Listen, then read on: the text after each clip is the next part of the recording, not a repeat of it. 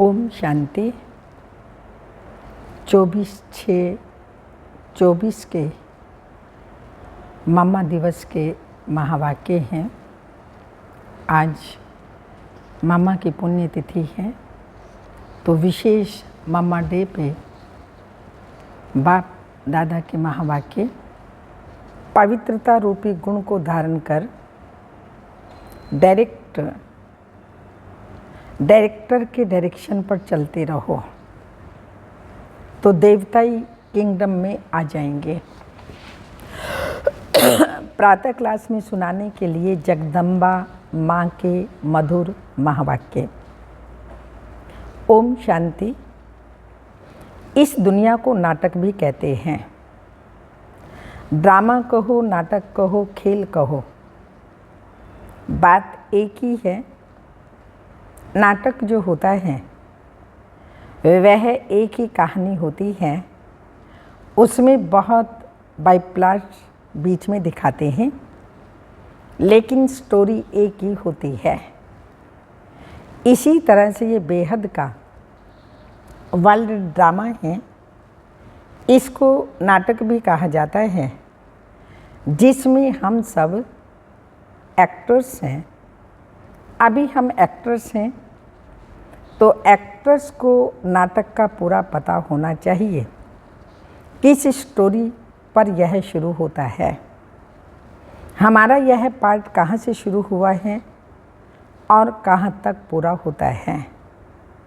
फिर उसमें समय प्रति समय किस किस एक्टर्स का कैसे कैसे पार्ट होता है और उसका डायरेक्टर क्रिएटर कौन है, और इस नाटक में हीरो हीरोइन पार्ट किसका है, इन सब बातों का नॉलेज होना चाहिए ना।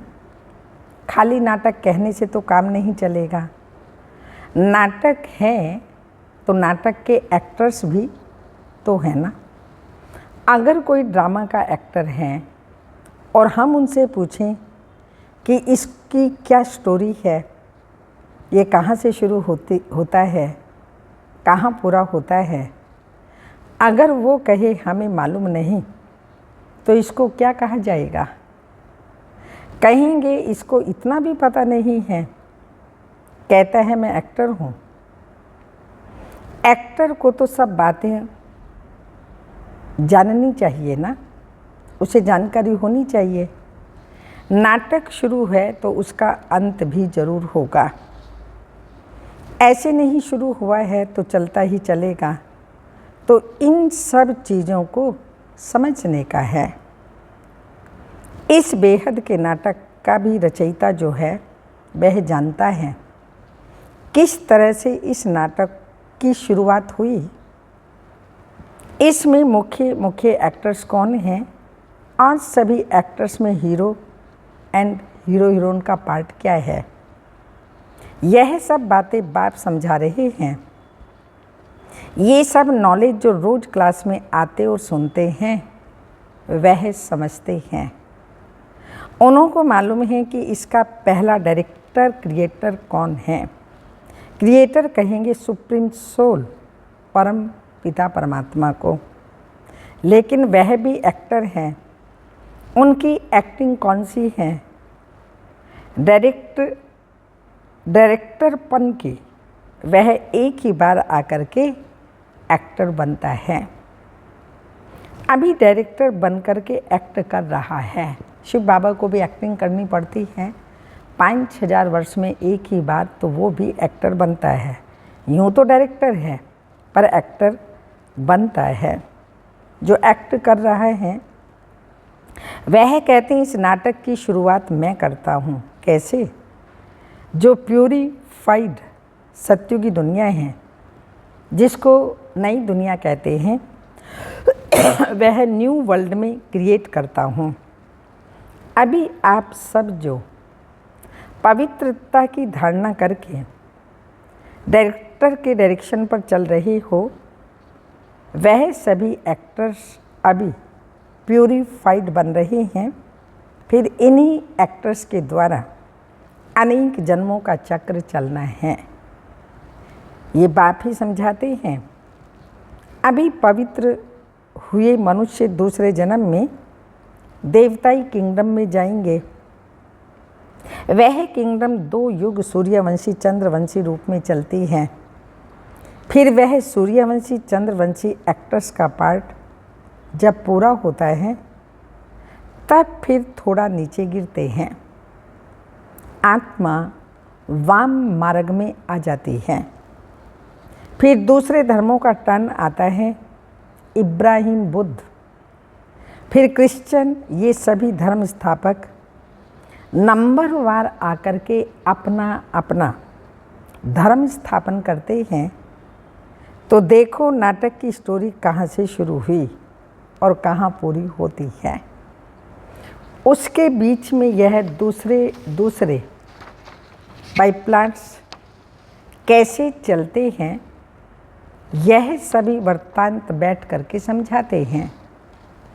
अभी ये नाटक पूरा होने पर है।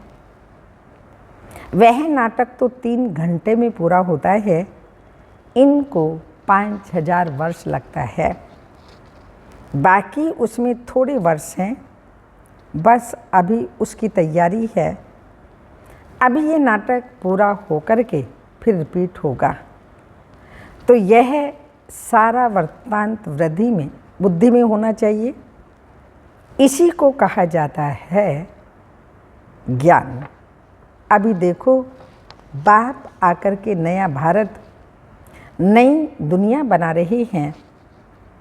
भारत जब नया था तो इतनी बड़ी दुनिया नहीं थी। आज पुराना भारत है तो दुनिया भी पुरानी है। बाप आकर के भारत जो अविनाशी खंड है, प्राचीन अपना देश है। अभी देश कहते हैं क्योंकि दूसरे देशों में यह भी एक टुकड़ा हो गया है, परंतु वास्तव में सारी वर्ल्ड, सारी पृथ्वी पर एक भारत का राज्य ही था।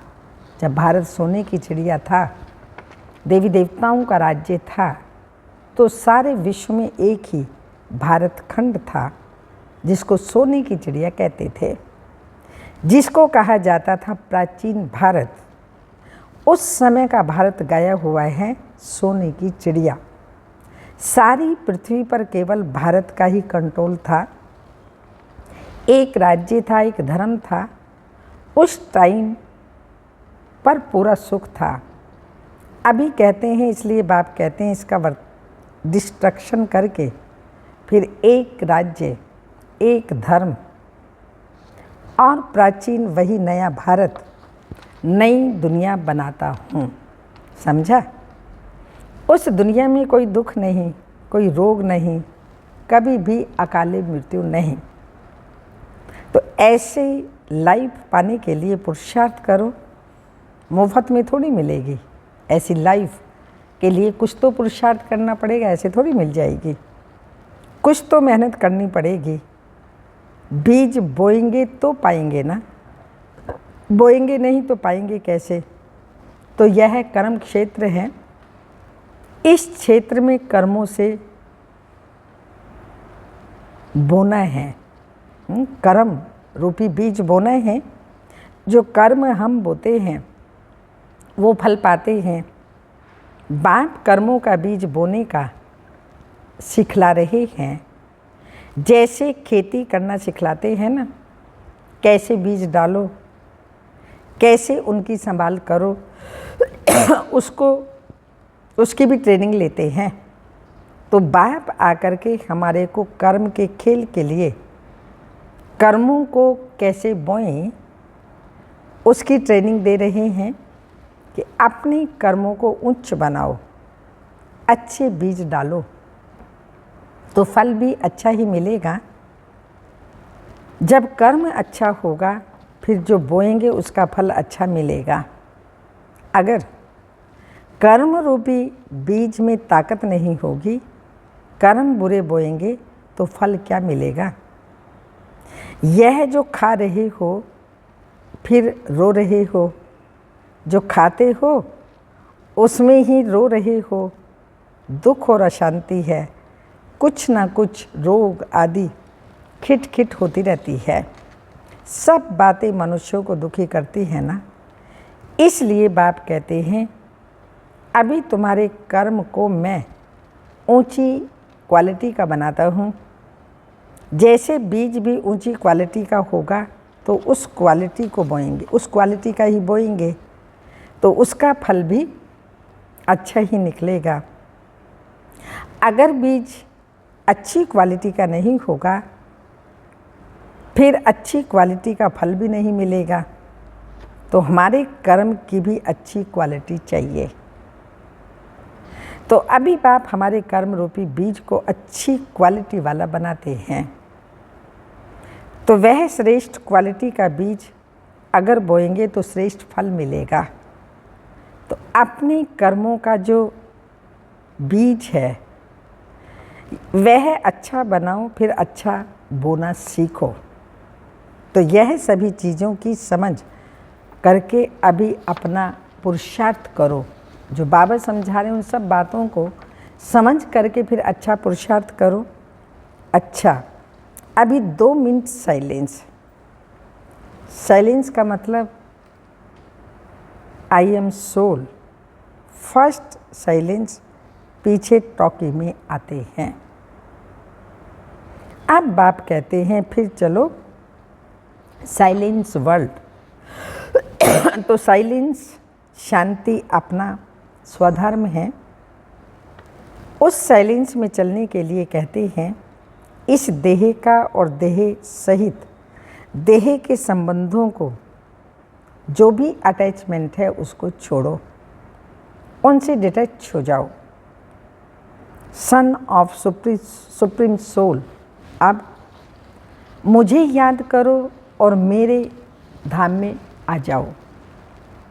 तो अभी चलने का ध्यान रखो, अभी आने का नहीं ख्याल करो। अंतमति सो गति। अभी कोई में भी अटैचमेंट नहीं। अभी तो शरीर की भी अटैचमेंट छोड़ दो, समझा? ऐसी अपनी धारणा बनाने की है। अच्छा, अब बैठो साइलेंस में। चलते फिरते भी साइलेंस, बोलते भी साइलेंस। बोलते कैसे साइलेंस होती है मालूम है? बोलते समय हमारा बुद्धि योग अपने उसी आई एम सोल, अपने उसी I am soul first pure soul अथवा साइलेंस सोल, ये याद रखना है। बोलते समय हमारे में ये नॉलेज होनी चाहिए आई एम सोल। इस ऑर्गन से बोलते हैं तो यह अपनी प्रैक्टिस होनी चाहिए।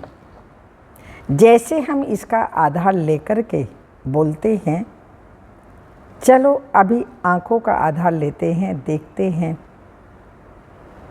जिसकी ज़रूरत है उसका आधार लेकर के काम करो। ऐसे आधार लेकर के काम करेंगे तो बहुत खुशी रहेगी, फिर कोई बुरा काम भी नहीं होगा।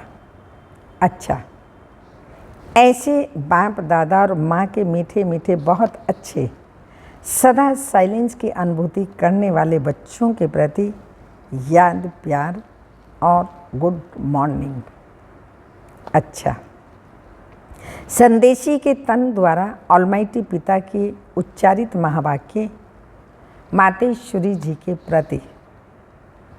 हे शिरोमणि राधे बेटी, तुम निस्दिन मेरे सम दिव्य कार्य में तत्पर हो, अर्थात वैष्णव शुद्ध स्वरूप हो, शुद्ध सेवा करते हो, इसलिए साक्षात मेरा स्वरूप हो। जो बच्चे अपने पिता के फुट स्टेप नहीं लेते, उन्हों से मैं बिल्कुल दूर हूँ, क्योंकि बच्चा तो फिर पिता के समान अवश्य चाहिए ना। ये कायदा अभी स्थापन होता है जो सतयुग त्रेता तक चलता है। वहाँ जैसा बाप वैसा बेटा, परंतु द्वापर कलयुग में जैसा बाप वैसे बेटे नहीं होते। अभी बच्चे को बाप समान बनने का परिश्रम करना पड़ता है, मगर वहाँ तो नेचुरल ऐसा कायदा बना हुआ है जैसा बाप वैसा बेटा, जो अनादि कायदा इस समय संगम पर ईश्वर पिता प्रत्यक्ष होकर के स्थापन करता है। दूसरा है मधुर माली की मधुर मीठी दिव्य पुरुषार्थी बेटी, अब तुझे बहुत रमणीक स्वीटनेस बनना और बनाना है। अभी वर्ल्ड सॉवरेंटी की चाबी सेकंड में प्राप्त करना और कराना तुम्हारे हाथ में है। देखो, ऑलमाइटी जो हर एक जीव प्राणी का मालिक है, वो जब प्रैक्टिकल में इस कर्म क्षेत्र पर आया है, तब सारी सृष्टि हैप्पी हाउस बन जाती है।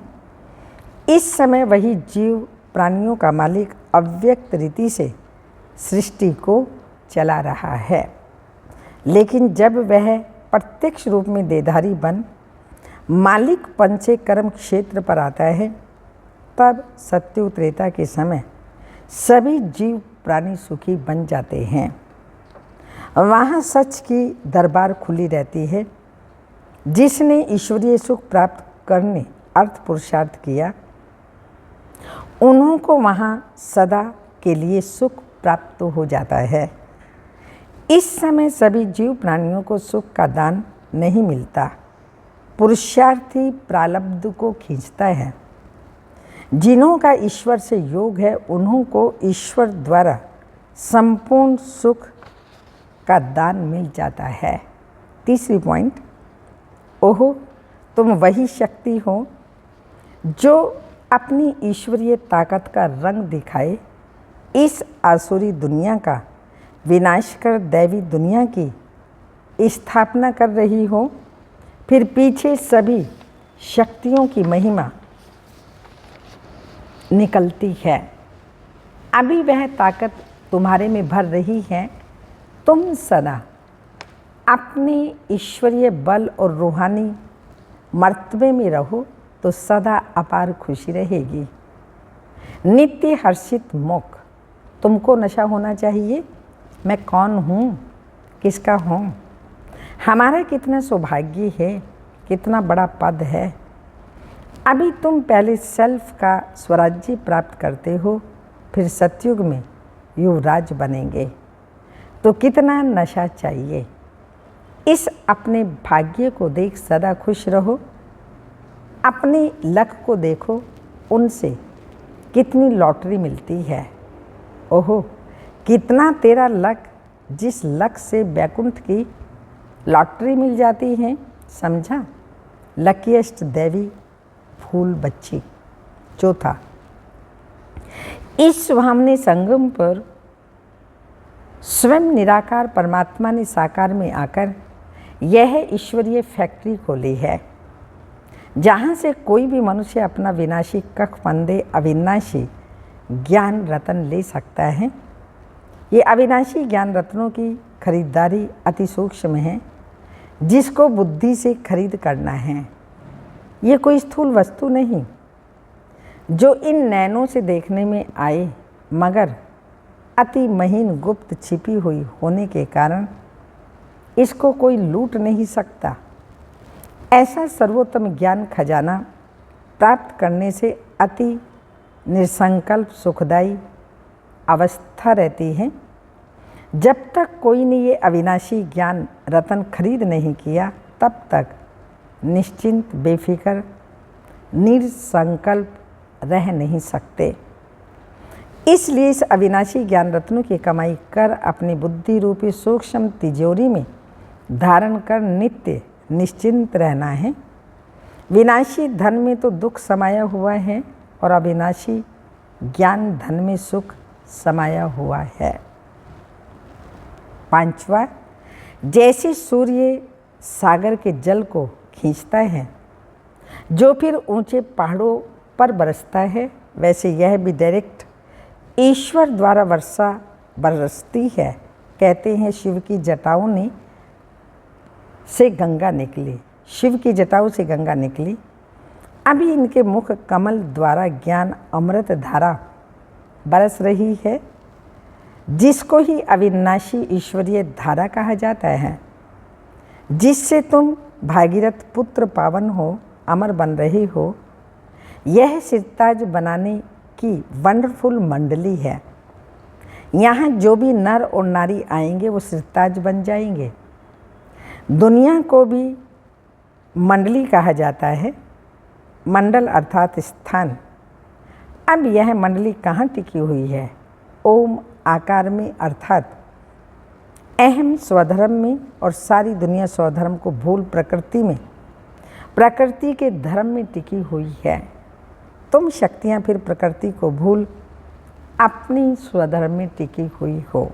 छठा, इस दुनिया में सभी मनुष्य निराकार ईश्वर को याद करते हैं, जिसे अपने नैनों में देखा भी नहीं है। ये नैन चरम चक्षु हैं, आत्मा को नहीं देख सकते। उस निराकार में उन्हों का इतना अति प्यार रहता है जो कहते हैं, हे ईश्वर अपने में मुझे लीन कर दो।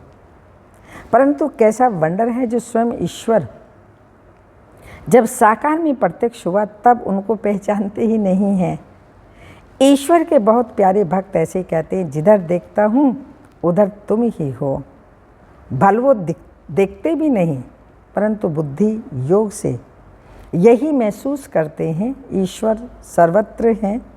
लेकिन तुम अनुभव से कहते हो कि स्वयं निराकार ईश्वर प्रैक्टिकल साकार में यहाँ आए पधारा है। अब सहज ही तुम मेरे से आकर के मिल सकते हैं, परंतु कई मेरे बच्चे भी साकार में प्रभु पिता को पहचानते ही नहीं हैं। उन्हें निराकार अति मीठा लगता है, परंतु वो निराकार हैं जो अभी साकार में प्रत्यक्ष है। उनको अगर पहचान लें तो कितनी ना प्राप्ति कर सकते हैं, क्योंकि प्राप्ति तो फिर भी साकार में ही होगी ना।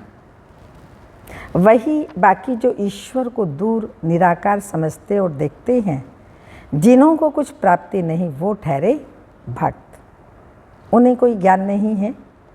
अब साकार प्रभु पिता को जानने वाली ज्ञानी बच्चे सर्वदैवी गुणों की खुशबू से भरे हुए स्वीट फ्लावर अपने प्रभु पिता का अपने प्रभु पिता पर अपना जीवन ही चढ़ा देते हैं, जिससे उन्हें जन्म जन्मांतर संपूर्ण देवताई दिव्य शोभनिक तन प्राप्त होता है। 7वीं पॉइंट, सेल्फ को जानने से ही तुम्हें राइट रॉन्ग सत्य असत्य की परख आ गई है। इस ईश्वरीय ज्ञान को ट्रुथ जबान रहती है। जितना ज्ञान सुनते सुनाते जबान भी ट्रुथ सत्य बन जाती, जिससे किसी का संग दोष चढ़ नहीं सकता। संग दोष की छाया उसके ऊपर पड़ती है जो खुद अज्ञानवश है। इस समय ट्रुथ जमाना है ही नहीं, इसलिए किसी की जबान पर भरोसा न रख उन्हों से लिखत लिखवाते हैं। मनुष्यों का बोल अनट्रुथ निकलता है। अगर ट्रुथ होता तो उसके महावाक्य पूजे जाते। जैसे देखो, डिवाइन फादर के ट्रुथ महावाक्यों के शास्त्र बने हुए हैं, जिन्हों का गायन और पूजन चलता है। उनके ट्रुथ सत्य महावाक्यों की धारणा करने से ईश्वरीय क्वालिटी आ जाती है। ना सिर्फ इतना, मगर कोई तो पढ़ते पढ़ते श्री कृष्ण का, ब्रह्मा का साक्षात्कार भी पा लेते हैं। ओहो, होली हृदय कमल, होली हस्त कमल, होली नैन कमल बेटी राधे, तेरी सारी काया पलट कमल फूल सम कोमल कंचन बन गई है। परंतु पहले जब बोल कंचन बनते हैं तब सारा तन कंचन प्योर बन जाता है। जिस होली कोमल तन में ही अति कशिश भरी हुई है, तुम अपने परमेश्वर पिता द्वारा अज्ञान तपत को बुझाए, ज्ञान तेज को जगाए अति शीतल रूप बन गई हो। खुद शीतल रूप बन, फिर अन्य हमजिन्स को भी ऐसी सच्ची शीतलता दान देने अर्थ इस सुहावने संगम समय पर निमित्त बनी हुई हो। तुम्हारे जड़ चित्रों द्वारा भी सारी दुनिया को शीतलता और शांति का दान मिलता रहता है। अभी तुम सारी सृष्टि को सेल्वेशन में लाए, अंत में अपना दिव्य तेज दिखाए, न्यू बैकुंठ गोल्डन गुलशन में जाकर विश्राम करेगी। अच्छा, मीठे मीठे सिक्की लदे बच्चों प्रति माता पिता विशेष जगदम्बा का याद प्यार। Good morning diamond morning. रूहानी मम्मा की रूहानी बच्चों को नमस्ते। हम रूहानी मम्मा जगदम्बा को रूहानी बच्चों का याद प्यार। Good morning diamond morning. ओम नमस्ते।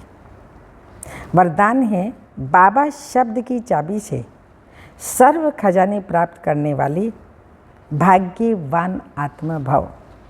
स्पष्टीकरण, चाहे और कुछ भी ज्ञान के विस्तार को जान नहीं सकते, सुना नहीं सकते, लेकिन एक शब्द बाबा दिल में माना और दिल ने माना, औरों को सुनाया तो विशेष आत्मा बन गए।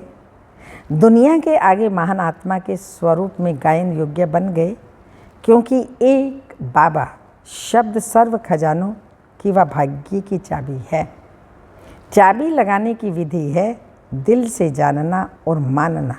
दिल से कहो बाबा तो खजाने सदा हाजिर हैं। स्लोगन है, बाप दादा से स्नेह है तो स्नेह में पुराने जहान को कुर्बान कर दो। बाप दादा से स्नेह है तो स्नेह में सारे जहान को कुर्बान कर दो। अव्यक्त इशारा, कोई भी कार्य करते बाप की याद में लवलीन रहो। कर्म योगी अर्थात याद में रहते हुए कर्म करने वाला, वह सदा कर्म बंधन मुक्त रहता है। उसे अनुभव होता है कि कर्म नहीं कर रहे लेकिन खेल खेल रहे हैं। उन्हें किसी भी प्रकार का बोझ व थकावट महसूस नहीं होगी। कर्म योगी अर्थात कर्म का खेल की रीति से न्यारे होकर करने वाले, वह कर्म इंद्रियों द्वारा कार्य करते बाप के प्यार में लवलीन रहने के कारण बंधन मुक्त बन जाते हैं। ओम शांति।